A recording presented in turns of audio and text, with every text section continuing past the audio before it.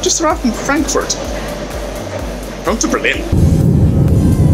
Why Frankfurt first and not just straight away to Berlin? Flying to Frankfurt first was cheaper. That's it. I never told Will and Tanya I was coming as well. Maybe. Oh my god, Berlin. Hi, what's up? Hi, man. Hi, Luigi. Hello. First day at TwitchCon. Let's go.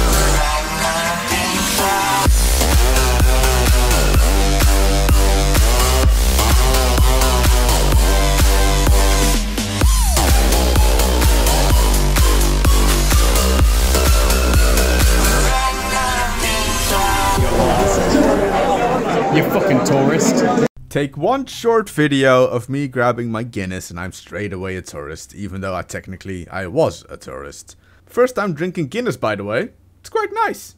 I always thought it was going to be a lot more bitter than it actually was, but I guess it wasn't. But yeah, I went to TwitchCon and I pretty much told no one. I don't know why, thinking of it, looking back. I guess I wanted to keep it a surprise for Will and Tanya. It's a pretty good reason, but at the same time, it's a pretty bad reason as well. It's like, yeah, I want two people to not know, so I'm not gonna tell anyone. It was fun though, TwitchCon, it was fun. But I wouldn't say it was worth going 2 days. Oh, this is the AMX 5120, I pretty much fire full APCR, it's top of the tree. Yada yada yada yada, I've got the 50B now, so it's okay. Yeah, I'm not sure if it is worth going 2 days to TwitchCon. I mean, unless you're interested in like the tournaments that were there, which was mostly Apex Legends, which I'm kind of done with Battle Royale games. I was done with Battle Royale games when Fortnite started to become popular, so you know. Obviously there's multiple reasons to go to TwitchCon. To meet the streamers, because TwitchCon is like the place pretty much where you're going to meet a lot of your favorite Twitch streamers. To go to panels, which, I don't know, I can't even remember what panels there were, but they were... If you're going for the panels, just, you know, be sure that you are a streamer, because all the panels are aimed at streamers and not anyone else, or people that want to become streamers. There's tournaments, like I said, for League of Legends and Apex Legends, 2 games I have no real interest in. Then there are the booths. The booths are nice, the booths with all the different things. There was Sea of Thieves, there was World of Tanks, of course. There was Gillette for some reason, because when I think of gaming, I think of shaving. There was Level Up, which is something that apparently you eat and you get energy from. It's pretty much just high sugar yogurt. There were a couple of Twitch booths, the main Twitch booth and the Twitch Prime. There was Total War booth. There were a couple of other things. Oh yeah, HyperX as well, and some smaller ones. There's a LAN area where you could play The Division and Apex Legends and a couple other games. All in all, there was a lot to do, but most of it you can do in 1 day. Also, there was the Loot Cave, where you can buy Twitch merch, which was sold out by Sunday. Most of it, anyway. If you want to go to TwitchCon for the merch, go on Saturday, because then everything is still in stock. So yeah, TwitchCon, fun, worth, yes. 2 days, I don't know. The problem with TwitchCon is you don't know the program until it's pretty much already there and the tickets have been sold out.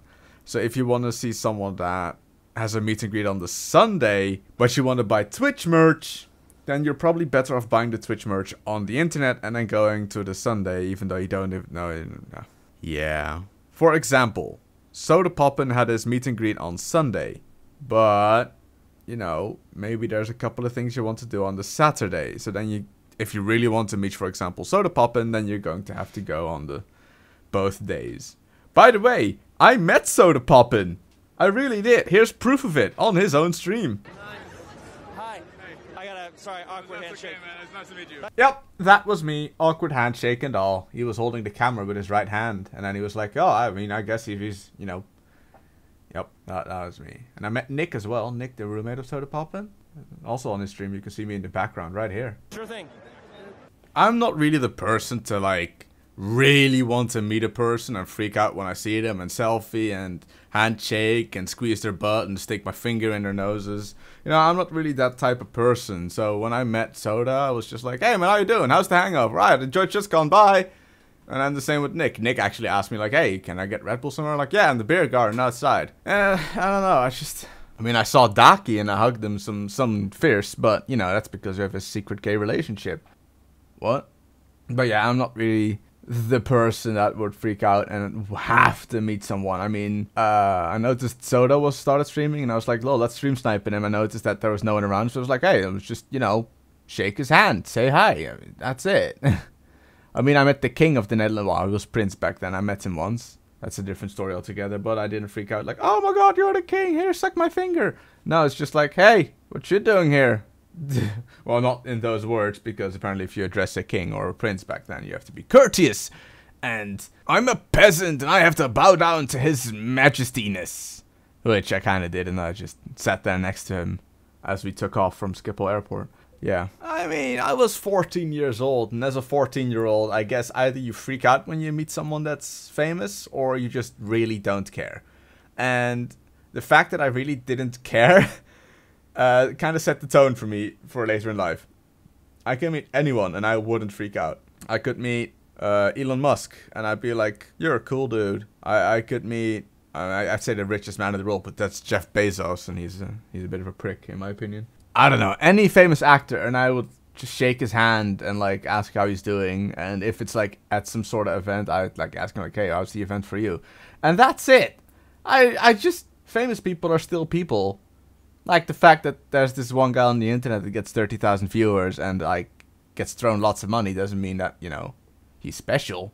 Well, he's special in a way, but he's still a human being. I don't know. It just could be me that I just don't freak out when I see internet famous or real life famous people. But if you are one of those people and you want to meet a Twitch streamer that's like pretty damn popular, like think of maybe Pokimane, Ninja. Well, I'm not sure if Ninja goes to TwitchCon though. Like he didn't go to this TwitchCon, but TwitchCon would be probably the best way to meet him. TwitchCon America in this case then. But you know, it was my first time in Germany and Berlin as well. I mean, obviously it's my first time in Berlin if it's my first time in Germany. Even though it's my neighboring country, I never went to Germany because I had no reason to. We never went on holiday there. I never went to an event there. I don't have family there. I have one friend there in the shape of M for real. But yeah, there was never really a reason to go to Germany until a couple of weeks ago at this point. It's fun though. Nice city. People are pretty cool. Didn't understand a word. I tried to be like nice. And because like I know a couple of words, I mean literally a couple of words of German, like bitte, danke, guten Morgen, and shit like that. So when apparently on the airplane going towards Berlin, they asked like, "Hey, would you want something to drink?" in German, but I know what they want to ask because I've seen them handing out drinks as they come walking towards you in the aisle. And apparently saying cola, which is the Dutch word for saying Coke or cola, is also the German way. And so she asked me in German if I wanted ice, and I just chat myself. I'm like, I don't speak German. And they're like, "Oh, you said it in the German way." And I'm like, "It's the Dutch way, but sure, friend."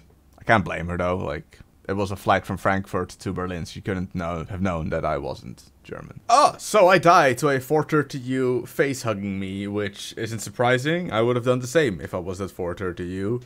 I was actually not really paying attention anymore. I was going towards the end of the grind of the 5120, and I was so happy. I was, you know, music blasting and just hopping around in my chair, not really paying attention. And then I realized that the 430U was in front of me, so I had to quickly respond.